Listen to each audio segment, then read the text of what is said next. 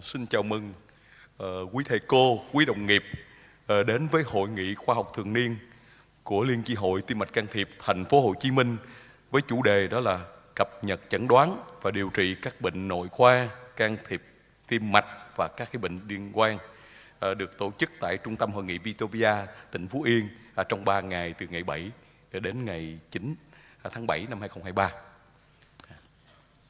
Và để mở đầu cho cái chương trình hội nghị của chúng ta hôm nay thì chúng ta xin bước vào một phiên đầu tiên đó của giải HSIC Award năm 2023. Chúng ta có 2 phiên, và phiên tiếng Việt và phiên tiếng Anh. Và chúng ta bắt đầu với phiên tiếng Việt. Chúng tôi xin trân trọng kính mời giáo sư tiến sĩ Võ Thành Nhân, chủ tọa của phiên báo cáo này. Và đồng chủ tọa thì chúng tôi xin trân trọng kính mời Phó Giáo sư Tiến sĩ Hồ Thượng Dũng, và các thành viên là gồm có Tiến sĩ Bác sĩ Huỳnh Trung Cang, Tiến sĩ Hồ Anh Bình. Xin kính mời. Và để bắt đầu chương trình, chúng tôi xin mời báo cáo cái trường hợp đầu tiên. Xin mời Thạc sĩ Bác sĩ Trần Ngọc Dũng. Lời đầu tiên em xin được kính chào ban quý chủ tọa đoàn cùng các quý vị đồng nghiệp. Theo lịch của hội nghị thì bài này là của bác sĩ Trần Ngọc Dũng. Tuy nhiên là hiện tại bác sĩ Ngọc Dũng là vì lý do sức khỏe nên không thể báo cáo được ở trong bài ngày hôm nay. Và em là người trực tiếp làm cùng bác sĩ Dũng cái trường hợp này nên em xin phép được báo cáo thay cho bác sĩ Dũng ạ. Đây là một trường hợp bệnh nhân nữ 80 tuổi nhập viện khoa cấp cứu bởi vì đau thắt ngực điển hình. Tiền sử của bệnh nhân thì không có gì đặc biệt, trong đó thì điện tâm đồ có ST chênh lên từ V1 đến V4. Siêu âm tim thì có giảm vận động nhẹ vùng thành trước và chức năng tâm thu thất trái khoảng 40%. Men tim của bệnh nhân là 1.500 và bệnh nhân được chẩn đoán là nhồi máu cơ tim cấp, ST chênh lên và nhanh chóng được đưa đến cắt lép để chụp mạch vành. Trên hình ảnh chụp mạch thì chúng ta có thể thấy là bệnh nhân có tổn thương tắc hoàn toàn của động mạch liên thất trước. Bệnh nhân có tổn thương tắc hoàn toàn của động mạch liên thất trước và những các cái động mạch khác, chẳng hạn động mạch mũ thì chỉ có xơ vữa hẹp mức độ vừa và vôi hóa không quá nhiều. Đây là hình ảnh của động mạch vành phải của bệnh nhân. Và đứng trước một trường hợp nhồi máu cơ tim cấp ST chênh có tắc hoàn toàn như thế này thì chúng em nhận định đây là một trường hợp mà tương đối là đơn giản và sử dụng đường vào động mạch quay cùng với ngoai ngậm nước thì đã dễ dàng tái thông được và khôi phục lại được dòng chảy cho bệnh nhân, sử dụng một cái bóng là 2.5 x 15. Tuy nhiên tại cái cúp chụp này thì chúng em nhận thấy có một điểm bất thường, đó là có một cái vị trí tăng đậm độ cản quang so với lại cái hình chụp mạch ban đầu. Và rõ ràng là ban đầu thì bệnh nhân không quá vôi nên không thể có cái vết đậm cản quang như này được. Và chúng em nhanh chóng chuyển sang một cái cúp góc nhìn khác và sau khi test cản quang, lúc này chỉ dám test cản quang thôi ạ, thì phát hiện ra là có dissect hoàn toàn thân trung với cái lòng giả nó đã lan tận vào đoạn đầu của động mạch mũ. Và bởi vì động mạch mũ bị cái lòng giả nó chèn ép lỗ vào nên tại cái thời điểm đấy thì không có dòng chảy qua mũ. Và đối với một trường hợp mà tắc hoàn toàn thân trung động mạch vành trái, tắc hoàn toàn động mạch liên thất trước và lại kèm theo là chậm dòng và mất dòng của động mạch mũ thì gần như là phần tim trái của bệnh nhân không có máu nuôi dưỡng. Chính vì vậy nên là huyết áp và nhịp tim của bệnh nhân cứ tụt dần theo từng giây trôi qua là huyết áp của bệnh nhân tụt dần. Và đứng trước cái tình huống này thì chúng ta cần phải làm gì để xử lý? Chúng ta có một điểm thuận lợi duy nhất, đó là chúng ta có một cái Y đi từ lòng thật, từ lép main vào LAD. Và bên cạnh những các cái điểm thuận lợi đó thì chúng ta chỉ có toàn là khó khăn. Khó khăn thứ nhất là cái việc mà lái Y vào lòng thật của mũ bây giờ là rất khó khăn. Và cái khó khăn thứ hai như em đã trình bày từ trước, đó là nếu mà chúng ta không mở được dòng của mũ thì gần như là chúng ta sẽ mất toàn bộ cái vùng tim trái, thì nó tương đương với một thảm họa về thân trung. Và điểm khó khăn thứ ba nữa là thời gian, chúng ta gần như phải chạy đua với thời gian để có thể cứu sống được cái vùng tim trái cũng như là cứu sống tính mạng của bệnh nhân. Vậy đứng trước một cái tổn thương mà dissect thân trung gây ra bởi gai đinh thì chúng ta cần hiểu đó là cái vị trí lỗ vào của cái điểm dissect nó thường nằm ở gần lỗ hoặc phía trong lỗ của thân trung động mạch vành trái. Chính vì vậy chúng ta sẽ có 2 khả năng xảy ra. Khả năng thứ nhất là chúng ta đi quay lại được vào lòng thật của mũ một cách nhanh chóng. Thì trong trường hợp này chúng ta đòi hỏi là phải sử dụng các cái chiến lược 2 stent để sửa chữa lại toàn bộ cái vị trí bifurcation.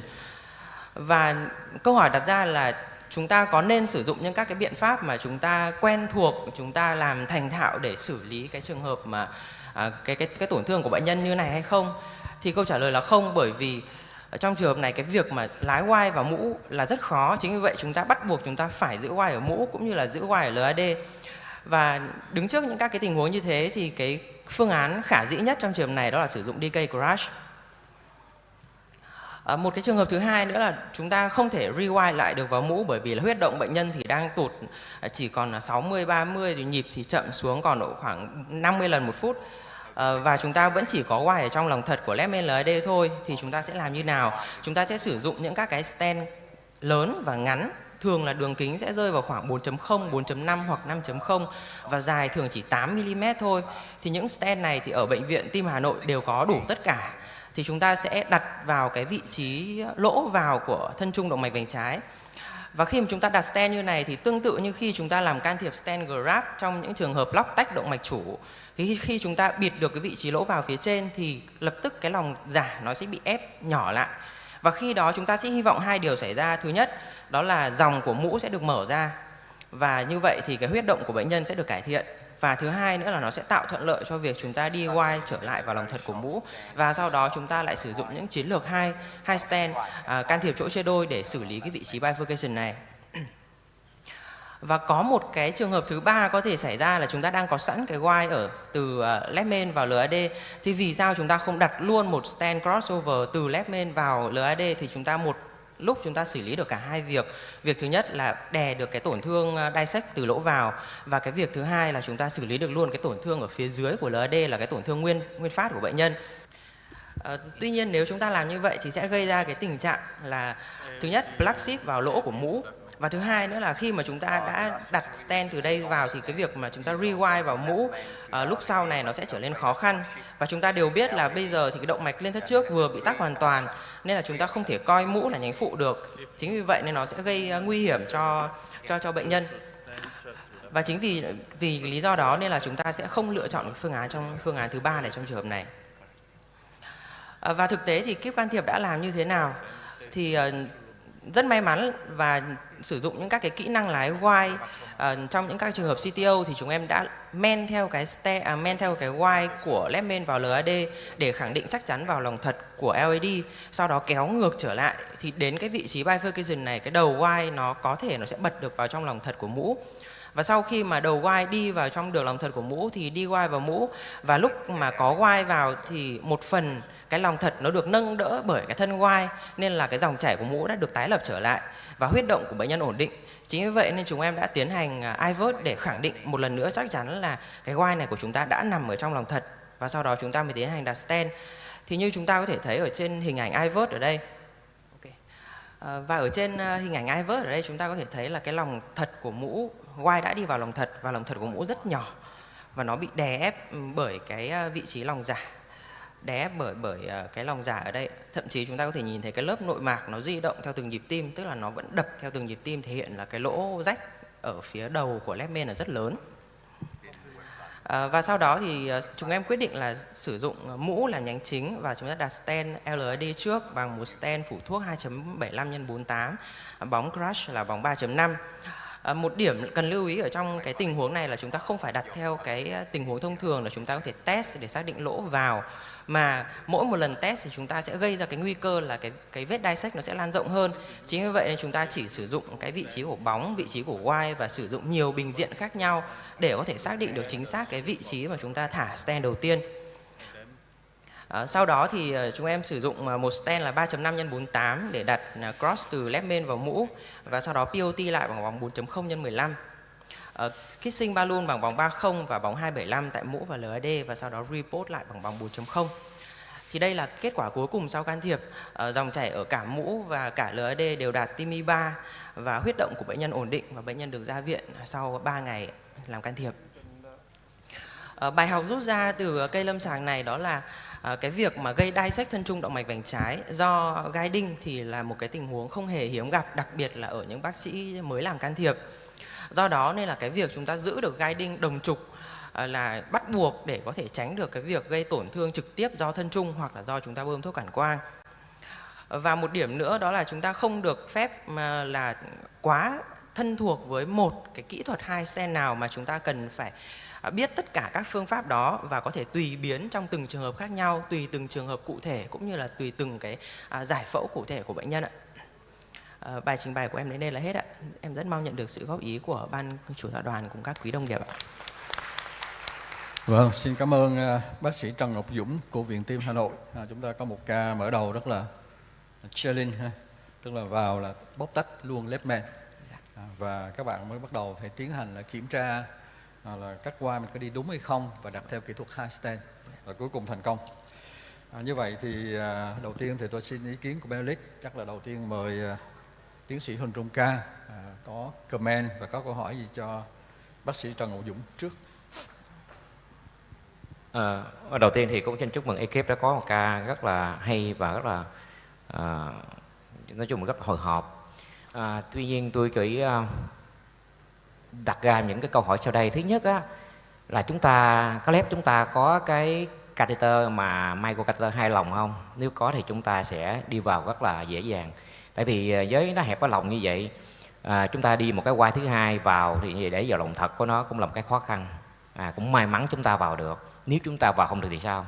Thì theo tôi nếu là vào không được á, mà đi vào không được cái lồng thật á, thì mình rút cái quai của nhánh thực lồng của cái nhánh LD qua và mình đi qua, hy vọng nó qua, nhưng mà đừng để mất cái quai đó. Nếu mất là mình sẽ mất luôn. Thứ hai, nếu mà đi qua được rồi thì mình check á, trong trường hợp mình không có cái iVert á, thì mình check như thế nào? Đâu phải lab nào cũng có iVert sẵn và cũng là có dụng cụ sẵn. Thì mình check vào thì mình có mấy cái. Thứ nhất á, là mình cái quai, và nếu mà đi qua được cái chỗ đó mà mình cái quai mình resistance mà nó không có nhiều, hoặc là đi qua được cái những nhánh nhỏ đó thì ok, mình có khả năng rất là cao. Nếu mà khả năng cao mình có thể mình test. Nhưng mà quan điểm của tôi thì trong cái can thiệp ca này thì các bạn mà có thời gian các bạn đặt được cái nhánh LD á là cũng hay. Theo tôi thì nên làm cái gì? Thì nên là đặt vào, ép vào cái LD left main và LCD trước. Tôi mở trước. Sau đó chúng tôi phải đi mở là nguyên ngược lại, mở một cái LD và chúng ta dùng cái sự tap thì chúng ta sẽ nhẹ nhàng hơn. Cái thứ ba, cái trong trường hợp này các bạn bot vị trí nó hơi sai, hơi bóng hơi bị dài quá ngay cái carina, vì vậy mình sẽ không đạt được. Dầu gì thì nữa thì mình cũng có kết quả rất là tốt, mà tôi cũng muốn coi lại kết quả của cái iVert mà sau khi mình can thiệp á, mình thiếu cái đó. Thì hết rồi, xin nhường lại cho những người comment khác. Mời bác sĩ Dũng trả lời cho cái câu hỏi đặt ra của tiến sĩ Cang. Dạ, em rất cảm ơn câu hỏi của tiến sĩ Cang ạ. Về câu hỏi thứ nhất đó là chúng ta có thể sử dụng cái catheter 2 nòng, cái micro catheter 2 nòng để làm hay không, thì trong trường hợp này là chúng ta có thể sử dụng được. Tuy nhiên là ở tại các lab của Bệnh viện Tim Hà Nội thì chúng em lại tại thời điểm đó thì không có cái dụng cụ đấy. Chính vì vậy nên chúng em mới làm theo cái phương pháp là bởi vì cái wire từ left main vào LAD là chắc chắn ở trong lòng thật. Chính vì vậy nên là đi men theo cái wire đấy thì chúng ta sẽ hy vọng cái khả năng vào đầu lòng thật của LAD trước bằng một cái wire thứ hai. Thì lúc đấy cũng không dám rút cái wire đầu tiên của LAD ra, bởi vì thứ nhất là bóng nong sau cái vị trí mà tách mà hẹp khít ấy, thì nó đã gây lóc tách ở đoạn giữa của LAD rồi. Thì chúng cũng không dám rút cái wire đấy ra. Và sau khi mà đi wire được vào LAD thì có kiểm tra lại bằng cách nó vào được các nhánh con của LAD, tức là nhánh septan, thì khẳng định chắc chắn là nó đã vào lòng thật, và sau đó kéo ngược trở lại. Thì uốn cái cớp 1 của cớp 2 của wire nó hơi cong một chút thì nó sẽ bật được vào trong lỗ mũ. Và sau khi đó nếu như mà chúng ta không có iVert thì chúng ta khẳng định lại bằng cách nào thì chúng ta có thể exchange bằng một cái micro catheter khác đi vào cái wire mà chúng ta lái được vào mũ đó và chúng ta test cản quang. Thì trong trường hợp đấy chúng ta cũng có thể khẳng định được là nó vẫn nằm được ở trong nhánh chính hay là chưa. Và còn cái hình ảnh iVert lúc sau can thiệp thì rất tiếc là em lại không có ở đây. Vâng, cảm ơn bác sĩ Dũng. Ca cũng đã rất thức và kết quả cuối cùng là rất là mỹ mãn. Tôi chỉ hỏi em một câu thôi. Tức là như vậy thì đây là thường mà những cái ca mà bóc tách left main á, là nó xảy ra trong một cái bệnh cảnh rất là cấp bách, là nhiều khi là tụt huyết áp đều là vân vân. Mà những cái việc mình làm á, sẽ rất là mất thời gian. Tức là đầu tiên mình iVert, LAD, rồi sau đó rồi mình cố mình đi cái wire vào cái kia, rồi iVert, LCD. Tức là những cái đó thường thì nó ổn định, nhưng mà may mắn thì nó cũng là ổn định. Thầy đặt ra cái ví dụ này, nếu mà thời gian nó cấp bách đi thì mình sẽ làm cái gì trên ca này? Cấp bách tức là sau khi nó dissect luôn là đau ngực, là tụt huyết áp. Vâng ạ. Trong trường hợp cũng như em đã trình bày ở trong một cái sơ đồ em trình bày ở giữa ấy ạ, thì là trong trường hợp mà thời gian không có mà chúng ta đi wire mãi và mũ không được, chúng ta không còn cái, tức là chúng ta gần như phải chạy đua với thời gian, bởi vì huyết áp thì tụt hoặc là bệnh nhân có rối loạn về huyết động. thì lúc này chúng ta có thể sử dụng một cái stand ngắn, thường là khoảng 4.5, 5.0, chúng ta đặt chỉ mớm từ lỗ vào của lép main thôi. Chúng ta có thể chấp nhận nó dôi ra phía ngoài động mạch chủ khoảng chừng 3 đến 4 ly, với mục đích là để chúng ta ép toàn bộ cái vị trí lỗ vào của cái vị trí dissect. Bởi vì dissect trong trường hợp này thường là do thân của cái gai đinh nó chọc vào, thì nó thường ở vị trí lỗ vào thôi ạ. Đó, thì sau khi mà chúng ta ép vào được thì gần như là cái lòng giả nó bị ép lại, thì cái dòng chảy của mũ sẽ được khôi phục, và khi đó huyết động của bệnh nhân sẽ ổn định hơn, và chúng ta sẽ tiếp tục xử lý tiếp những các cái tổn thương sau này. Vâng, cảm ơn bác sĩ Trần Ngọc Dũng. Chắc là cũng có nhiều cái câu hỏi nhưng mà vì thời gian không đủ, xin cảm ơn bác sĩ Trần Ngọc Dũng. Chúng ta sẽ chuyển sang ca thứ hai. Dạ, em xin cảm ơn ạ. Vâng, xin mời bác sĩ chuyên khoa 2 Lê Duy Lạc với cái ca thứ hai. Bác sĩ Lê Duy Lạc là của bệnh viện Thủ Đức. Dạ, kính chào các bạn đồng nghiệp và kính thưa chủ tọa đoàn. Em là bác sĩ Lê Duy Lạc đến từ bệnh viện thành phố Thủ Đức. Thì vừa rồi chúng ta vừa mới nghe một cái trường hợp bóc tách lép man và được xử lý thành công, bệnh nhân ổn định xuất viện, là một cái trường hợp rất là hay. Thì để tiếp nối trong cái chuỗi báo cáo ca lâm sàng hôm nay thì em xin báo cáo một cái trường hợp lâm sàng với tựa đề là hòa vô đơn chí. Đây là một cái trường hợp bệnh nhân nam 72 tuổi nhập viện vì đau ngực. Bệnh nhân có tiền căn là bệnh tim thiếu một bộ tăng huyết áp, rối loạn lipid mẫu và đang được điều trị nội khoa tối ưu. Thì cách nhập viện khoảng 1 ngày thì bệnh nhân có những cái cơn đau ngực khoảng 10-15 phút. Nghỉ ngơi và uống thuốc không đáp ứng thì bệnh nhân nhập viện với men tim 2 màu bình thường. Siêu âm tim thì ở F52%, không có tràn dịch màng ngoài tim và không có giảm động vùng.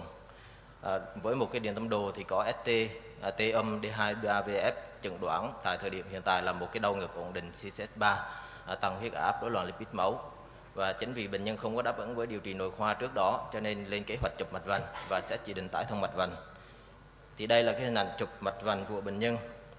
Thì hệ mạch vành phải thì hoàn toàn bình thường, thân trong không hẹp, động mạch L6 thì hẹp khoảng 70 cho tới 95% cuối đoạn gần và đầu đoạn xa của L6. LID thì hẹp khoảng 30 tới 50% đoạn gần và tắc hoàn toàn. CTO đoạn giữa của LID có tuần hoàn bằng hệ tự thân từ L6 qua LID với Rantrop 1-2. Và cái nhận định về cái trường hợp này, đây là một cái trường hợp bệnh hai nhánh mạch vành với syntax score là 22,5 điểm, với CTO ở đoạn giữa của LD với GCTO là 1 điểm, và chúng em quyết định can thiệp nhánh LD đầu tiên để cải thiện triệu chứng cho bệnh nhân. Và chúng em tiến hành cài Guidin BL 3.06F. Do bệnh nhân có bàn hệ tự thân từ L6 qua cho nên không có chụp mạch vành kép trường hợp này.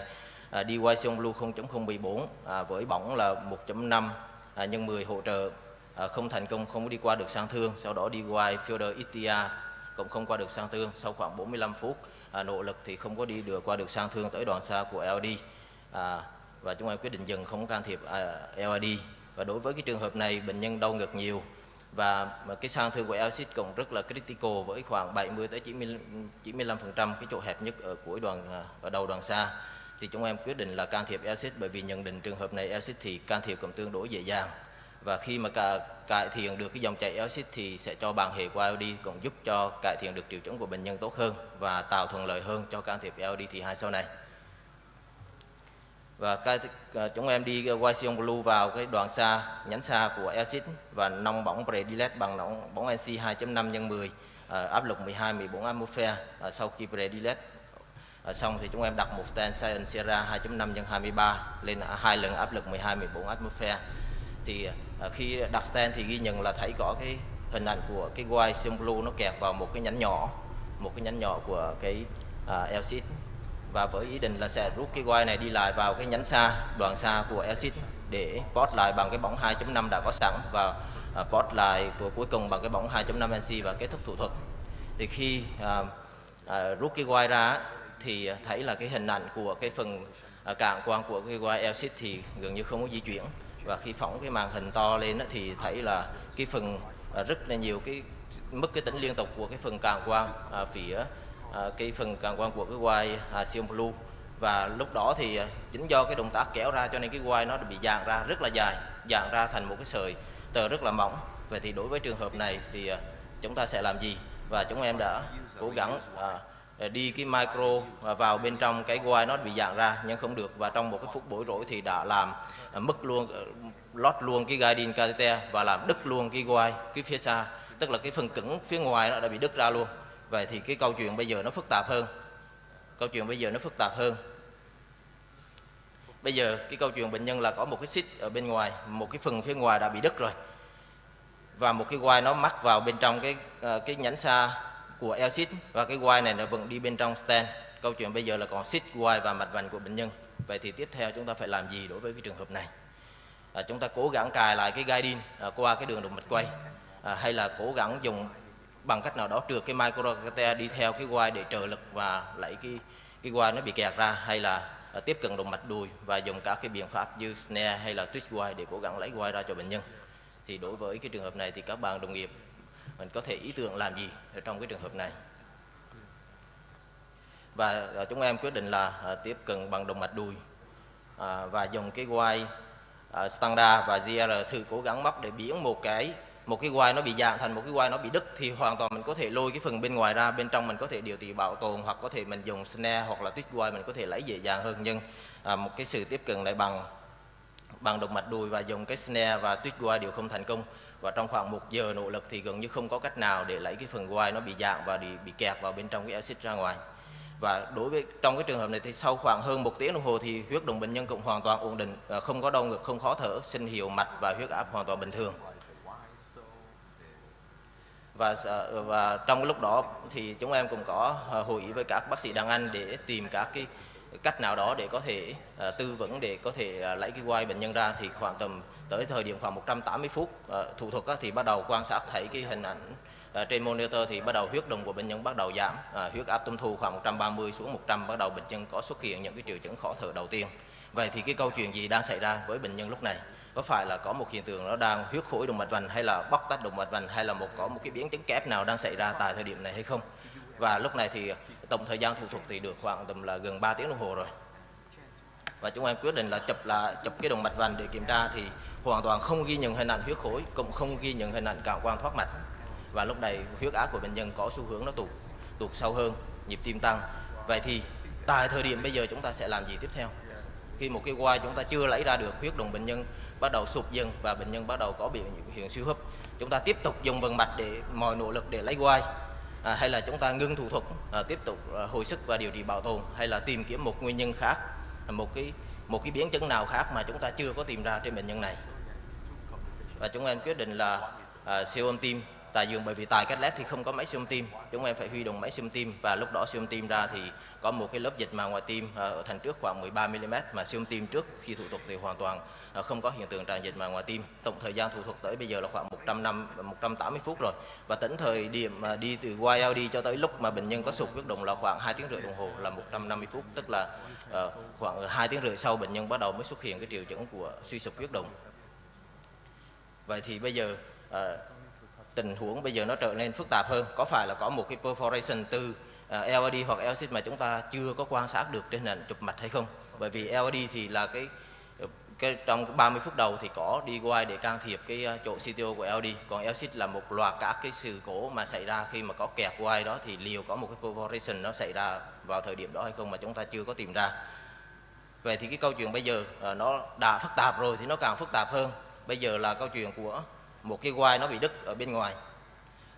Câu chuyện bây giờ là một cái quai nó bị đứt bên ngoài, và cái thân quai thì nó dạng thành cái sợi tơ rất là mỏng, và một cái đầu xa của quai thì nó bị kẹt vào một cái nhánh nhỏ của L-xích, và bệnh nhân có thêm một cái tràn máu màng ngoài tim. Vậy thì tại thời điểm bây giờ là khoảng 3 tiếng đồng hồ thì chúng em quyết định phải hội chẩn với ekip phẫu thuật tim. Tất nhiên lúc quẹt go đó thì ekip phẫu thuật tim đã có sẵn trong cách lab rồi. Tiến hành hội chẩn với ekip phẫu thuật tim và quyết định là mở ngực của bệnh nhân. Rất may là cái phòng mổ tim cách phòng cách lab khoảng 5 bước chân thôi, cho nên khoảng tầm 20 phút sau thì bệnh nhân đã tiến hành được mở ngực. Và sau khi mở ngực ra thì hút ra với một cái áp lực máu rất là lớn, hút ra được khoảng 500 ml máu. Sau khi làm sạch thì thấy cái vùng bầm tím này ngay cái chỗ cái đoạn của LAD, ngay cái chỗ mà đi quay bắt đầu tiên. Vậy thì như vậy là cái perforation nó xảy ra trên đường đi của LAD. Nhưng mà trong cái lúc ban đầu khi mà CTO và cái nhánh L-xích nó hẹp khít, cho nên cái lưu lượng máu nó chảy qua không có nhiều, làm cho bệnh nhân tới 180 phút sau bệnh nhân mới có biểu hiện của tụt huyết áp. Sau khi mình tái thông được cái dòng chảy L-xích có khả năng là tuần hoàn bằng hệ nó qua tốt hơn, cho nên bắt đầu cái bệnh nhân bắt đầu xuất hiện những cái triệu chứng của suy sụp huyết động. Và sau khi tìm được cái thủ phạm như vậy rồi thì người ta lấy một cái miếng vả của màng ngoài tim và vả lại cái chỗ nó bị thủng ở đó. Và bước tiếp theo đó là gì? Bắt 2 cầu mạch vành. một cầu đi vào Lima vào EOD và một cầu Sefen vào nhánh OM1. Và bước thứ ba thì người ta xẻ cái xoang Vassava ra, cắt đôi cái quai, cái phần bên ngoài thì lôi nhẹ nhàng ra bên ngoài, phần bên trong thì lấy quai ra. Và sau khi lấy quai ra đánh giả thì cái quai nó dạng rất giống như một cái sợi tơ. Và sau đó thì bệnh nhân kiểm tra quai ổn định, huyết động ổn định thì bệnh nhân nằm hồi sức và xuất viện sau khoảng 10 ngày. Và tới bây giờ theo dõi khoảng hơn 2 năm bệnh nhân ổn định, và chúng em cũng chưa có cơ hội để chụp lại mạch vành cho trường hợp này, nhưng về mặt lâm sàng của bệnh nhân siêu âm tim và điện đồ thì hoàn toàn ổn định đối với trường hợp này. Như vậy thì khi có một cái điều xấu xảy ra thì hãy bình tĩnh, vì có thể đón nhận những cái chuyện xấu khác có thể ập tới bất cứ lúc nào. Đúng là hòa vô đơn chí, nhưng phúc thì bất trùng lai, chúng ta có thể tận dụng những cái cơ hội nhỏ nhất để chuyển hóa những cái điều xấu thành những cái điều tốt hơn, và cuối cùng trả lại cho bệnh nhân một cái cuộc sống hoàn toàn ổn định sau khi xuất viện, và tới bây giờ là khoảng 3 năm.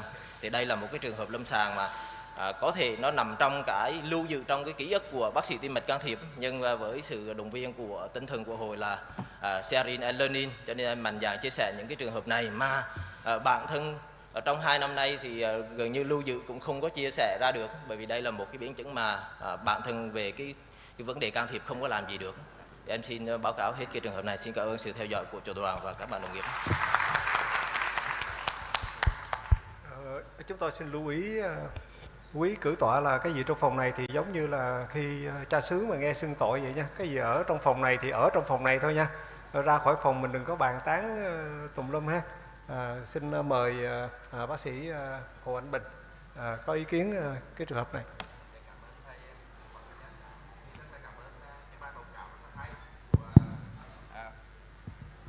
Của bác sĩ Lê Duy Lắc thì chúng tôi có cách đây cũng khá lâu rồi, chúng tôi cũng gặp một trường hợp khi mà bị kẹt quai, và khi chúng ta kéo ra là cũng mất nó dài giống như sợi tơ vậy. Thì thời điểm đó chúng tôi rất là may mắn là khi luôn đạt được cái micro catheter mà đẩy tới sát đông này, và một bên cuối chúng ta kẹp thêm một cái pan để kẹp chặt lại, xong kéo từ từ lại ra được, không bị biến chứng. Thì đó là một kinh nghiệm cũng nhỏ thôi nhưng mà có thể cứu cho bệnh nhân. Còn riêng đối với trường hợp này, khi mà mình làm thời gian làm quá dài như vậy, bên cạnh mình có một cái ekip mạnh về cái phẫu thuật viên, thì theo tôi khi mình thấy mình làm thời gian cũng nếu mà quá dài như vậy thì mình nên mời ngay ngoài để mà xử lý ngay, tại vì mình càng loay hoay thì càng nguy cơ càng cao, tử vong càng cao. Thì đối với cái bệnh nhân này thì sau này đã được cứu sống rồi, nhưng mà đối với trong trường hợp CTO thì ở đây có rất là nhiều thầy làm CTO nhiều rồi, thì cũng rất là sợ khi mình làm mãi không thành công, đến khi mình không kiểm tra kỹ rồi đến khi mình làm tiếp của cái chỗ khác nữa thì rất là nguy hiểm nếu mà mình làm dài quá, giống như vậy đồng chí bác sĩ Lạc đã nhận xét là mình dài quá rồi, khi đó trọng đông là tác dụng vào rồi máu nó chảy từ từ đến khi nó xuất hiện rất là nhanh cái tình trạng chèn ép tim. Cũng may là đơn vị mình là có cái ngoại khoa, nhưng giả sử mình không có ngoại khoa mình làm như vậy thì gần như bệnh nhân không thể có cơ hội để mà cứu sống được. Nên theo tôi những trường hợp mà phức tạp như vậy, khi mình xảy ra biến chứng, mình cố gắng giải quyết, nhưng không giải quyết trong thời gian khoảng 1 tiếng đồng hồ nhanh quá, mình không làm được thì thôi mời ngay, hoặc là chuyển qua đơn vị khác, chuyển qua bệnh viện khác. Xin hết ạ. Xin mời thầy ạ. Chúng tôi chỉ xin có một câu hỏi nhỏ thôi. Thường khi mình làm càng lâu thì mình chỉ để ý cái thời gian làm lâu là bệnh nhân ăn tia, phẫu thuật viên ăn tia thôi. Nhưng mà chúng tôi không biết là cái bệnh nhân này là tổng lượng cản quang mình sử dụng trong 3 tiếng đó là bao nhiêu á, và cái độ lọc quãng cầu của bệnh nhân là bao nhiêu? Báo cáo viên chỉ còn trường hợp này cái độ lọc cầu thận trước can thiệp là khoảng 69. Tổng lượng cản quang chúng em dùng là 350 ml. Và cái quai mà chúng em dùng là cái quai Resil, quai Sion Blue Resil. Cái vấn đề mà sử dụng đồ dùng lại thì cái nguy cơ tai biến nó sẽ tăng lên rất là nhiều nghe. Thì mình cũng nên tập một cái thói quen là trước khi làm thủ thuật để ý coi độ lọc quãng cầu của bệnh nhân là bao nhiêu. Mình nhân lên chứ 3.7 là ra tối đa. Tính rợ mình nhân cho 4 cho nó nhanh đi thì bệnh nhân này tối đa chỉ có 280 mà mình dùng tới 350 là cái nguy cơ suy thận sau khi mình làm thủ thuật nó cũng cao nha. Nãy giờ là chờ đợi là bệnh nhân lại mổ chạy tim phổi nhân tạo nữa, cái đó nó cũng làm suy thận cấp nữa. Thì nó đang chờ đợi là bệnh nhân nằm hơi lâu và có thể là phải chạy lọc máu định kỳ 2-3 lần mới thả bệnh nhân ra được. Không biết bệnh nhân này có bị chạy thận nhân tạo không? Dạ không thầy, nói chung hậu phẫu thì cũng tương đối thuận lợi. Sau khoảng 1 ngày thì chúng em rút được nội khí quản rồi, và sau khi xuất viện sau 10 ngày. Thôi xin chúc mừng em. Thì thời gian nó cũng đã hết, chúng tôi xin sang cái trường hợp thứ 3.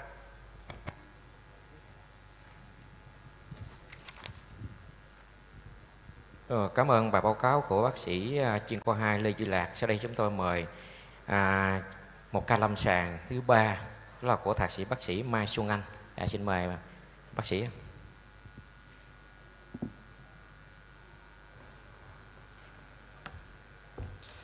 Kính thưa quý tổ đoàn, kính thưa quý đồng nghiệp, hôm nay em xin thay mặt ekip can thiệp của Viện Trung ương Huế đến với HSC 2023 để trình bày một cái trường hợp lâm sàng mà em can thiệp tại ekip của mình. Một trường hợp lâm sàng mà đôi khi chúng em nghĩ không hiểu hôm đó bước ra bằng chứng gì mà một chuỗi biến chứng liên tục xảy ra. Đó là một bệnh nhân nam 65 tuổi địa chỉ ở Kon Tum và viện đa ngực không ổn định. Ngày nhập viện là 23 tháng 3 2023. Một tiền sử có tăng huyết áp, viêm gan mãn tính, hút thuốc lá nhiều, một cái siêu âm tim ức 37%, một giảm đồng ở vùng giữa và vùng bên, HSDT 0,272 và NT-proBNP thì 2330. Bệnh nhân này có một chụp mạch vành thì tổn thương mã thân động mạch vành với test có 25 điểm. Sau cái hội chẩn thì bệnh nhân được chỉ định CABG cho bệnh nhân với một chẩn đoán nhồi máu cơ tim, bệnh vành phức tạp, vá thân mạch vành, suy tim và viêm gan mãn tính. Bệnh nhân sau đó được điều trị tại khoa ngoại lồng ngực tim mạch, nhưng mà tình trạng lâm sàng cũng như cái đánh giá thể trạng của bệnh nhân được ngoại lồng ngực đánh giá thì khó là phẫu thuật, cho nên đi hoãn điều trị nội khoa cho bệnh nhân. Và sau khi giải thích thời gian, gia đình của người nhà cũng duy nhất không đồng ý với phẫu thuật bắt cầu động mạch vành. Thì ngày 20 tháng 4 2023, tức là gần 1 tháng sau, bệnh nhân được chuyển lại khoa tim mạch để điều trị. Tại đây thì chúng em tiến hành chụp lại mạch vành cho bệnh nhân lần 2 sau gần 1 tháng điều trị thì thấy tổn thương LAD thì tổn thương một độ trung gian từ 60-70% ở đoạn gần. Tổn thương LCS thì thấy một cái bảng tắc ở cái đoạn gần và tổn thương nhìn qua thì phối hóa khá là nặng. Động mạch vành phải thì tổn thương kéo dài, một cái diffusion từ D1 tới D3, bending và một cái canxi hóa nặng. Với chiến lược can thiệp đặt ra cho bệnh nhân bây giờ là gì? Bệnh nhân này một bệnh nhân nam lớn tuổi, một cái suy tim, nhồi máu cơ tim, đã điều trị ổn định, khá là ổn định. CT score 25 điểm, LD tổn thương trung gian, LCS thì bảng tắc ở đoạn gần, RCA thì là tổn thương lan tỏa và hai tổn thương đều khá là vối hóa. Ekip đã tiến hành hội chẩn và đề nghị giải thích gia đình rõ và tiến hành can thiệp để LCS trước. Sẽ can thiệp RCA lần thứ 2 thì 2. Còn LD thì ekip quyết định có thể điều trị nội khoa nếu như hai nhánh kia được điều trị tốt. Và quá trình can thiệp bệnh nhân thì chúng em chọn đường vào là một động mạch quay phải C6F, chọn một cái đến EU 3.56F. Nhưng bệnh nhân này thì có một vấn đề là khi bọn em chụp mạch vành thì một đồng nghiệp kéo cái tí gỡ ra thì có vấn đề bệnh nhân có thắt, cho nên khi đẩy EU 3.56F vào dường như là khó vào được, thì phải sử dụng một cái gói dẫn đường và một cái bóng nóng 4 atmosphere và vừa đi vừa nóng bóng động mạch quay và động mạch cánh tay để đưa vào EU vào xoang vành. Và trường hợp này đánh giá là một cái trường hợp bending và một cái canxi khá nhiều. Chúng em chọn qua run through NS extra floppy 0.14 inch. Chọn bóng nóng đầu tiên dùng bóng nhỏ 1.55 nóng để 2.015. Sau khi nóng xuất hiện hai nhánh động mạch, mới nhìn qua thì ekip nghĩ đây là một nhánh động mạch mũ và động mạch bờ, nhưng mà thực ra khi nghiên cứu kỹ lại thì nó có một huyết mơ nằm chảy xuống dưới, thì khả năng đó chính là động mạch mũ, có lẽ nhánh cho bờ 1 và bờ 2. Thì lúc này ekip quyết định sử dụng một gói thứ 3. Vì đã thành công đối với qua run through đầu tiên nên ekip vẫn mạnh dạn tiếp tục sử dụng qua lần thứ 3 lần qua run through đi vào 3 nhánh của động mạch vành. Tổn thương lần này đi không dễ như lần trước, vì cái góc thì khá là không thích hợp, hơn 90 độ, và chúng em phải sử dụng một cái bóng dẫn đường phía trước để điều hướng của cái đầu quay, thì cũng may mắn là cũng vào được. Sau đó sử dụng bóng 1.5 nóng thì không được, phải sử dụng bóng Across CTO 1.115 và nóng dần tổn thương và tăng dần các bóng kích cỡ bóng để chuẩn bị tổn thương. Thì khi nóng tới bóng 2.015 để chuẩn bị tổn thương thì không may mắn là đã mất dòng vào động mạch bờ 1 bờ 2 và không bị trượt luôn quay ở động mạch bờ 2. Ở trường hợp này chúng em phải tiến hành sử dụng bóng trở lại và nóng để cải thiện dòng chảy của bờ 1 và bờ 2. Động mạch bờ 1 và 2 được nóng cải thiện bằng dòng 1.55 thì sẽ xuất hiện lại, tiếp tục đi 3 quay để tiến hành đặt stent cho bệnh nhân. Thì đánh giá về bệnh nhân này thì đây là bệnh nhân đã sử dụng sóng EBU 6F thì dường như khẩu cẩn rất là nhỏ, cho nên khi sử dụng 3 quay khá là khó khăn. Sóng EBU 3.5 thì chúng em lựa chọn vì cái mức độ backup khá là tốt, để vì khẳng định đây là một ca đẩy stent rất là khó. Nhưng mà xu hướng của sóng thì có xu hướng luôn vào trong thân chung khi chúng em kéo bóng và kéo quay, vì vậy mỗi lần kéo bóng kéo quay chúng em đều phải đưa sống ra ngoài rồi mới đưa vào lại. Đường kính của mạch máu thì em thấy khá là nhỏ, khá là vối hóa, cho nên là đặc biệt khi dùng bóng mà reveal rồi á thì dường như là khó qua, và nguy cơ xoắn quay trên những sử dụng 3 quay thì cao hơn rất nhiều. Và trường hợp này chúng em mà hội chẩn thì giải thích gia đình sẽ có thể cũng tiết kiệm cho bệnh nhân nên quảng đặt 2 stent. Thì stent đầu tiên chúng em sẽ chọn một stent Resolute Onyx 225 là khẩu kính nhỏ nhất trong lab hiện có, và kích thước là 30 để mong muốn đặt được đoạn xa, và qua được chỗ chi nhánh đặt trực tiếp vào động mạch, đặt ở động mạch mũ. Còn sau khi nếu mà nhánh bờ và có vấn đề bị mất dòng thì sẽ dùng bóng để mở lộ cho động mạch bờ. Thì cũng đúng là không may mắn thì stent này 225/30 nhưng mà không thể qua được tổn thương. Sau khi thử lại thì mỗi lần rút ra để kiểm tra lại stent thì phải ổn định. Trường hợp này chúng em nghĩ là do mình chuẩn bị tổn thương chưa thật sự tốt nên đã lấy ra và nóng tiếp tổn thương bóng 255 nhưng thử vẫn không được. Chỗ này sử dụng kỹ thuật Angioballoon dùng bóng 155 ở nhánh bờ 1 nhưng mà không đẩy stent được. Ekip nhận định có thể là do 3 quay nó bị xoắn ở vị trí chi nhánh cho nên không thể đẩy được, cho nên tạm thời rút một quay ở bờ 1 ra và đẩy stent trở lại. Rồi sau khi stent vào được mạch mũ thì sẽ đặt lại nhánh bờ 1. Nhưng trong một và quyết định nếu đặt đẩy lần này không được nữa thì có thể cho nên đặt nhiều stent hơn, chọn stent vừa kích cỡ nhỏ và chọn đoạn ngắn cho dễ đặt. Thì khi mà stent bọn em đẩy vào quá mạnh thì nó bị mắc kẹt giữa cái vị trí vừa cong mà vừa hẹp, cho nên khi bọn em lôi bóng ra thì gặp một trường hợp trôi stent. Đây là một trường hợp trôi stent tại thân chung. Xác định đây là một trường hợp trôi stent tại thân chung và còn quay. Thì trường hợp này thì một mặt chúng em xin ý kiến thì Hồ Anh Bính và mời thêm ngoài lồng ngực tim mạch hỗ trợ phía sau. Một mặt nó sử dụng một cái bóng nhỏ 155 đưa vào đoạn xa stent và nóng bóng kéo ra. Thì có thể stent nó đã bị tổn thương, bị xước, cho nên khi em đưa bóng 155 nó không thể vào được đoạn quá xa mà chỉ được 2/3 của bóng. Nhưng cũng may mắn là khi nóng lên khoảng 4 atmosphere thì cũng kéo ra được, cũng khá là dễ dàng. Nhưng mà khi kéo được đang ngon đồng điểm cấp khuỷu thì có thể do động mạch bệnh nhân có thắt. Thứ hai là để cấp khuỷu có một đồng cong sinh lý, cho nên chúng em không thể kéo được nữa và bóng nó trôi ra khỏi stent một lần nữa. Nhưng trường hợp này may mắn vẫn là con quay. Chúng em tiếp tục kỹ thuật. Chúng em tiếp tục kỹ thuật là xoắn quay cho bệnh nhân. Thì trường hợp này xoắn quay thì vẫn là qua được tổn thương. Thì bây giờ trường hợp này một cái xoắn quay nhưng mà rõ ràng khi mà stent có thể khi bọn em kéo ra nó đã va chạm vào cái đoạn đầu của sống EBU, cho nên stent đã bị hư ở đoạn đầu, cho nên dường như nó không thể kéo vào trong được ở trong lòng của EBU. Trường hợp này chúng em không thể đưa ra stent ra ngoài được mà chỉ nằm đưa về được một động mạch cánh tay, nhưng mà thực tế khi đưa được về đấy thì ekip cũng đã thở phào nhẹ nhõm hơn bởi vì đã một cái tổn thương nó dễ quyết hơn nhiều. Trường hợp này thì may mắn là chúng em vẫn có snare, thì chúng em sử dụng lớp snare và lôi được stent ra ở trong ra ngoài để hình ảnh stent chúng em lôi ra ngoài.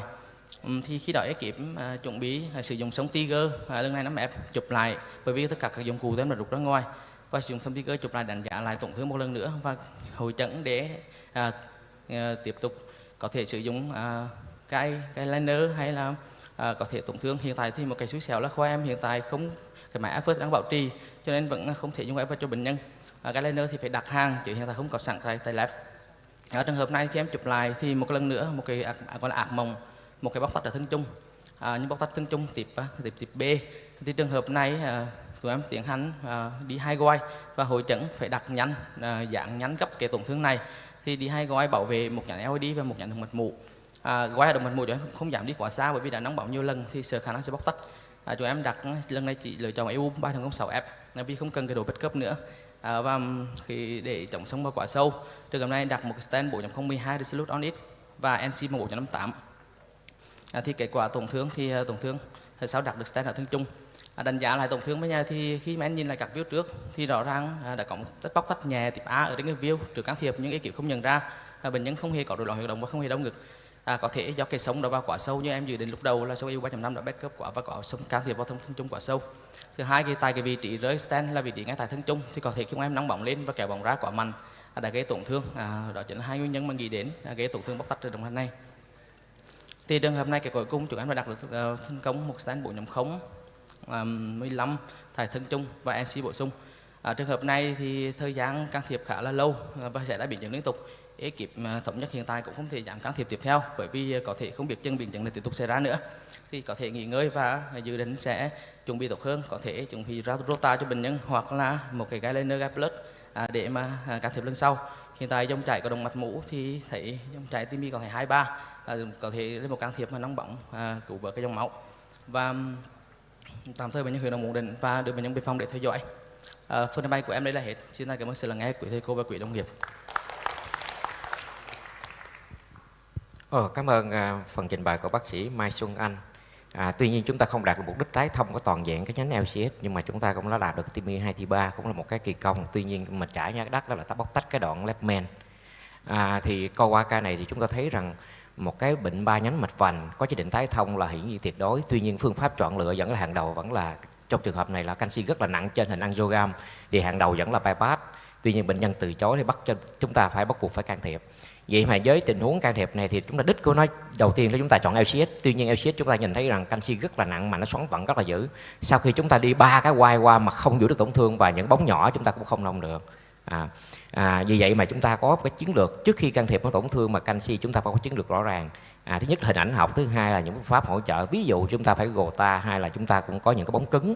Ví dụ như scoring balloon hay là kết balloon, nhưng mà kết balloon trường hợp này không ok, chúng ta phải làm scoring balloon và chúng ta dùng guide liner hay là guide liner chúng ta Gazilla hay guide liner chúng ta hỗ trợ trong trường hợp này mới làm được. Và một trong những tiên quyết quan trọng nhất là chúng ta phải dùng cái guiding backup cho nó tốt, backup tốt mà phải có dụng cụ kia. Nếu không có dụng kia cũng phải dùng bóng và TIMI 23 chúng ta có thể trị dục quản combo cho ca này.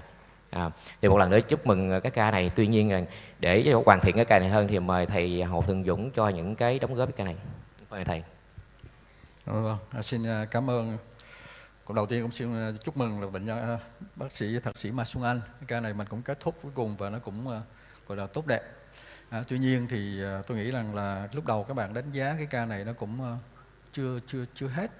Cái chính của nó là đây là một cái tổn thương vôi hóa cực kỳ nặng và xoắn vặn. Cái tổn thương vôi hóa mà cực kỳ nặng và xoắn vặn, nếu chúng ta không có plug Peracen tốt thì gần như mình đều thất bại hết. Bóng có thể qua nhưng stent nó sẽ không qua. Và đặc biệt ở đây là nó xoắn vặn theo số gọi là số 3 ngược á. Tức là ngay cái chỗ mà thân chung nó xuống mũ rồi móc ngược lại, rồi sau đó nó lại móc ngược lại một cái nữa, rồi lại móc ngược một cái nữa. Thì bóng có thể qua nhưng mà stent sẽ không qua. Và stent không qua là nó sẽ dislodge ngay, cái đó là chắc chắn, là cái chuyện thứ nhất. Và khi mà cỡ cả cái bóng các bạn qua rồi bạn nông á, sau khi các bạn rút bóng ra thì lúc đó nó cứng lắm. Và như vậy thì là cái guiding gator nó sẽ bập vô để gây dissect. Đó, thì cái ca này là tôi nghĩ là nếu trong trường hợp này giống như là tiến sĩ Cang có nói, nếu mà chúng ta làm thì ít nhất phải cái ghi Dezla nó tới gần sát cái tổn thương thì mình mới làm được. Còn nếu không thì thôi, mình có nông hồi rồi thì stent cũng không cách nào mà đi tới nơi được. Và nó sẽ rơi hoặc là nó sẽ gây ra những cái chuyện đó. Không biết là tại cái lab mình là có những cái dụng cụ mà để chuẩn bị cho cái tổn thương vôi hóa không? Dạ thầy, thì tại gặp lab của em thì về mặt hình ảnh thì vẫn có iVert, nhưng mà hiện tại thì đúng là vật nó đang bảo trì nên là hiện bệnh nhân không thể dùng được. iVert vô không nổi đâu. Dạ. Thì trường hợp này thì bọn em có nghĩ đến ở lab chúng em hay dùng cái liner thì vẫn có dùng được, nhưng mà thường thì ở giai đoạn này thì phải đặt hàng trước chứ không có sẵn. Dạ. Cho nên cũng cố định can thiệp thử cho bệnh nhân. Còn vì bệnh nhân đã nằm quá lâu, thời gian trên 1 tháng cũng mong muốn can thiệp. Dạ. Vâng, cảm ơn bác sĩ Anh. Như vậy kết quả cuối cùng cũng tốt, là mình cũng mở ra được cái dòng chảy TIMI 23 ở xa và mình cũng mở được cái thân chung nó cũng có hẹp vôi hóa đó.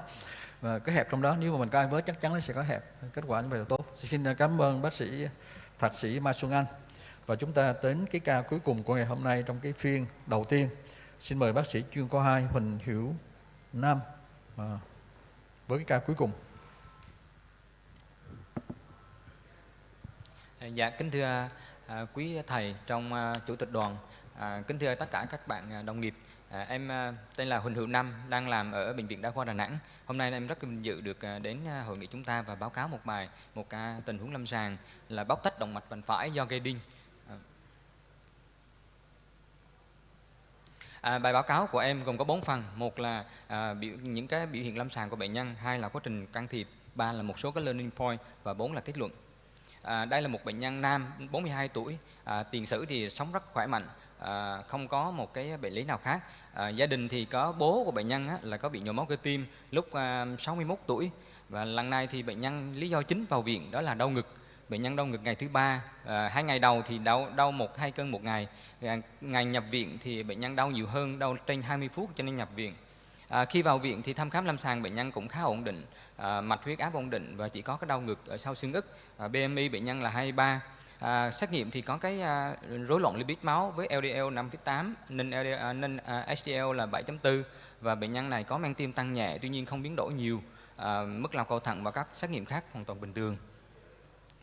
Đây là điện tim khi vào viện, chúng ta thấy có một hình ảnh là ST nó trên lên và sóng T cao nhọn ở V2 đến V4. Bệnh nhân này được khi vào cấp cứu đo thì được giải thích làm can thiệp, tuy nhiên gia đình chưa đồng ý, cho nên là chuyển vào khoa trong vòng 1 giờ. 1 giờ sau thì được xử lý truyền glycerin và dùng cho chống đông. Thì 1 giờ sau thì bệnh nhân hầu như hết đau ngực, đo lại điện tim thì có ST nó hết trên lên, sóng T hết cao nhọn rồi.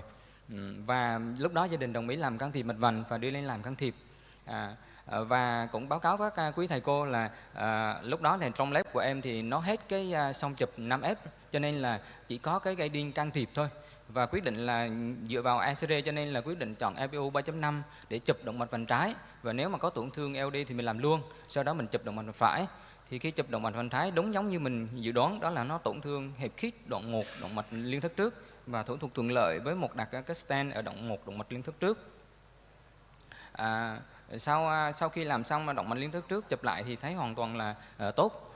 Tiến hành là chụp động mạch vành phải, dùng cái song GR 4.0 6F chụp động mạch vành phải. Thì nhát đầu tiên chụp thì ta thấy rằng là có một tổn thương nhẹ ở đoạn 2 động mạch vành phải. Thì ekip can thiệp cũng định dừng thủ thuật, tuy nhiên thấy cũng không thỏa mãn lắm, muốn là chụp chóng rõ ràng hơn xíu nữa. Thì quyết định là xoay cùng chiều kim đồng hồ một ít và deep xích một xíu. Thì khi mà chụp xong thì nó dissect đoạn 1 và đoạn 2 động mạch vành phải với kiểu là spiral dissection và tiếp D. Lúc đó thì đúng là có 2 bác sĩ làm can thiệp và 3 bác sĩ ở ngoài, và có 3 kỹ thuật viên trong lab nữa. Thì 2 bác sĩ làm can thiệp thì tiếp tục làm thủ thuật, và những người ngoài thì bắt đầu là chuẩn bị những cái support equipment. Cái nhất là người thì đi kéo máy IVUS, người thì chuẩn bị máy tạo nhịp, người thì hội chẩn với bác sĩ hồi sức, coi phương pháp ECMO để backup, rồi phải hội chẩn với bác sĩ ngoại khoa. Khi xem kỹ lại cái hình thì thấy rằng là cái hình dissect mình có thể đi quay được. Thì thử với một cái quay run through extra floppy, thì khi đi lái quay thì may mắn thì nó đi được vào đầu xa của true lumen, đầu xa của động mạch vành phải.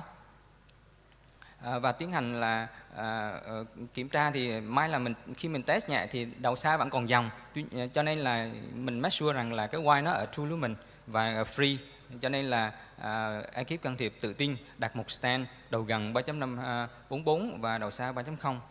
Và đây là kết quả sau can thiệp thì dòng chảy tốt. Tuy nhiên BOSS 4.0 đầu gần nhưng mà vẫn còn một cái bóc tách ở đoạn cuối, đoạn một cái hình ảnh vẫn còn.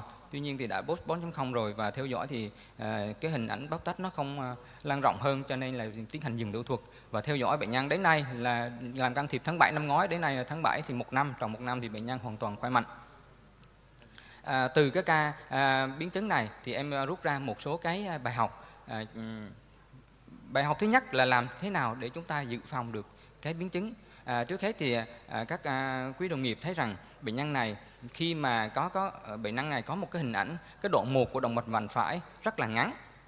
Cái thứ hai nữa là cái góc giữa cái đoạn 1 động mạch vành phải và cái guiding của chúng ta là hầu như là 90 độ, cho nên cái việc mà coaxial cho bệnh nhân, cho cái trường hợp này rất là khó khăn.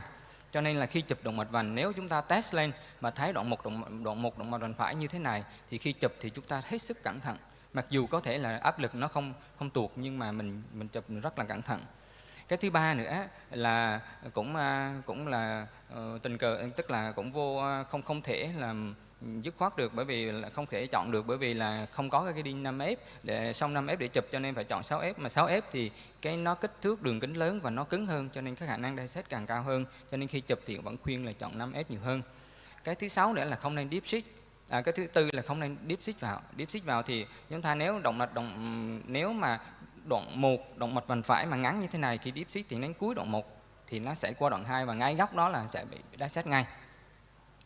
Và một tình huống nữa là khi chụp động mạch vành phải thì cái kết chụp thứ hai á, khi mình xảy ra dissect thì khi chụp là bệnh nhân hít vào sau.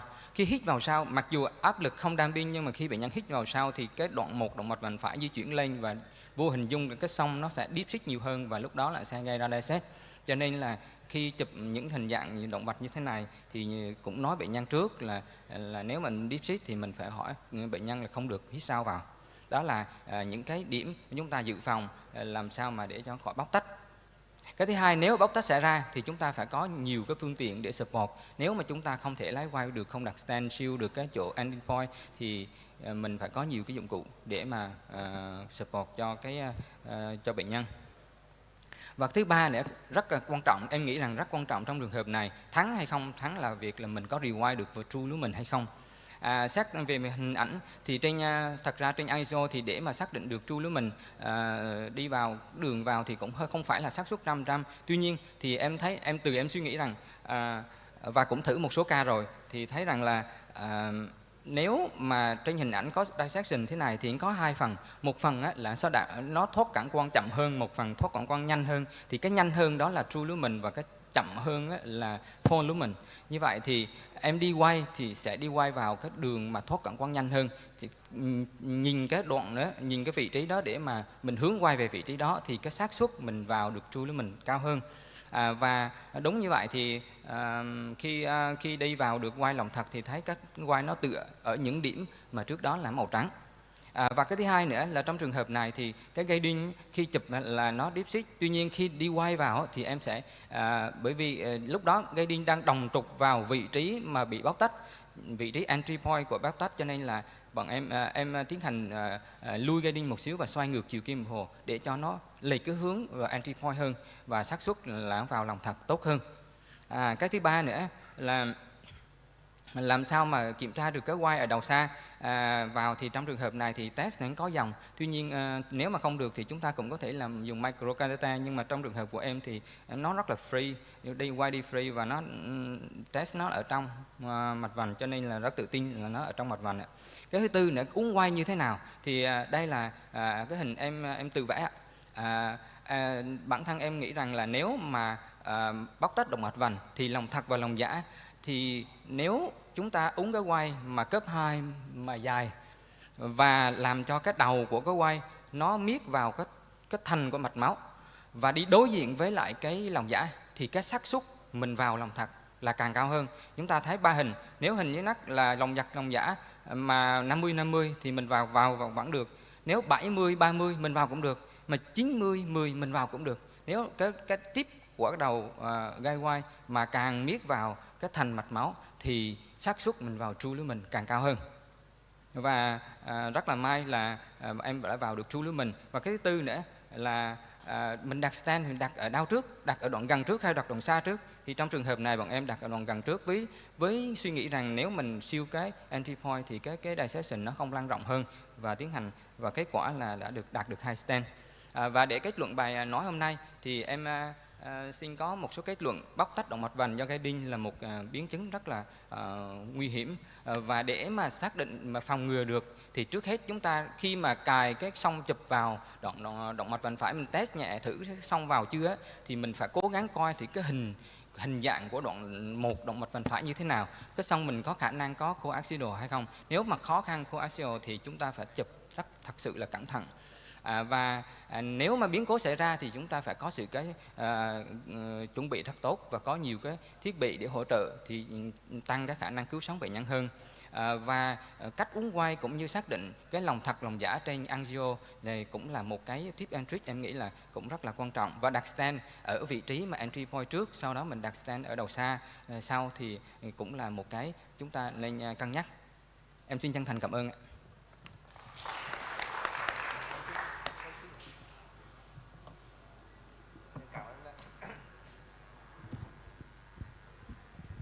Rất cảm ơn ba báo cáo của bác sĩ Huỳnh Văn Năm, thuộc Năm.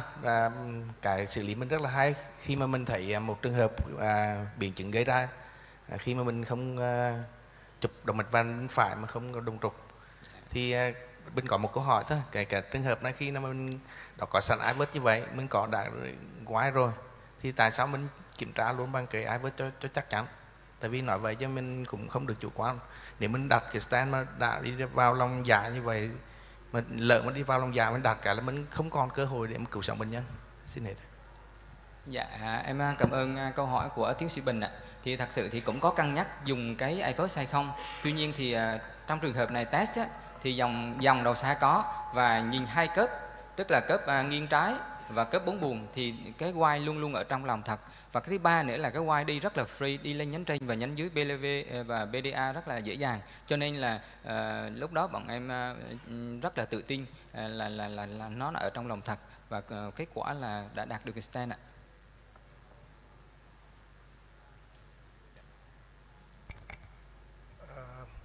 Chúng tôi xin cảm ơn bác sĩ chuyên khoa Huỳnh Hữu Năm đã có một cái bài báo cáo rất là lôi cuốn.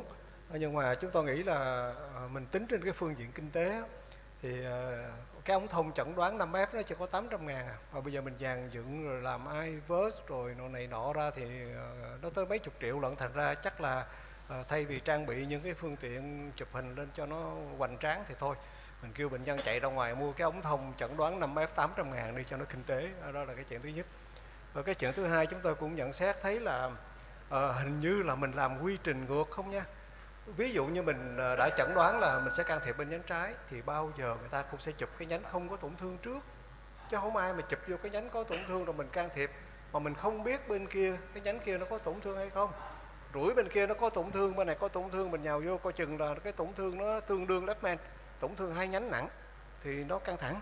Đó, thành ra đó là cái bước thứ hai. Cái bước thứ ba cũng có cái nhận xét là mình cũng đi quy trình ngược nữa. Và có lẽ là tại vì mình chưa đụng trận. Khi mà mình tính đặt hai stent, bao giờ người ta cũng đặt cái stent đoạn xa trước, rồi sau đó ta mới đặt stent đoạn gần nha. Tại vì sẽ có ngày mình đặt cái stent đoạn gần xong mình không tài nào đưa được cái stent nó đi qua cái stent đoạn gần để xuống đoạn xa. Mình thoát 9 lần không có nghĩa là cả 10 lần mình đều thoát, mà mình thoát 10 lần không có nghĩa là lần thứ 11 mình không thoát nha. Thành ra cái nguyên tắc vàng là đã đặt hai stent thì cái stent đoạn xa bao giờ cũng thả trước, stent đoạn gần mình thả sau. Như vậy thì nó sẽ tránh cho mình những cái khó khăn mà về sau này. Lúc đó rồi lại làm thêm cái là phải đưa thêm một cái nó gọi là giống như là cái Godzilla hay là guideliner để mà có thể đưa cái stent thứ hai xuyên qua cái stent gần để mà xuống đặt. Thì nó lại càng tốn kém mà nó lại càng tăng nguy cơ trong lúc làm thủ thuật. Dạ, xin cảm ơn thầy. Dạ. Cảm ơn bác sĩ chuyên khoa 2 Huỳnh Hữu Năm. Thì chúng ta đã cũng hơi trễ thời gian, thành ra chúng tôi xin phép là nhường lời lại cho ban tổ chức để bắt đầu cái phiên thứ hai, phiên tiếng Anh.